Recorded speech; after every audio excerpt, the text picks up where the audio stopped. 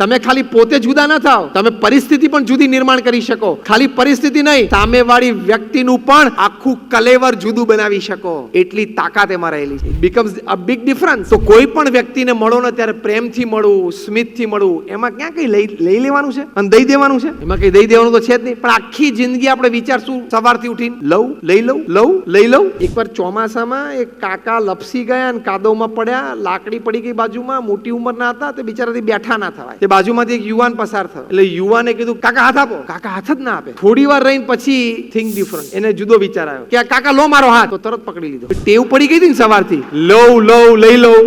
કાકા લો મારો હાથ. કાકા તરત અલ્યા તું પડેલો છું, કાદવમાં છું, ઊભો કરવા માટે તારી સાથે હાથ લંબાવે છે, પણ પાછો ભાષામાં પેલું વાપરેલું કે લાવો તમારો હાથ. આપું તો કાંઈ જ નહીં, મારો હાથ ના આપું તને, અત્યારે ના આપું. પેલા થિંક ડિફરન્ટ કરવું પડ્યું. કાકા લો મારો હાથ. તો તરત પાછો હાથ ઊંચો કરી દીધો. આપું તો વાત જ ના આવે. હવે એવી રીતે આપણે સવારથી આખી જિંદગી 40 વર્ષ આ રીતે ધંધો કર્યો હોય, પછી તમે રિસોર્સિસ અટ્રેક્ટ ના કરી શકો.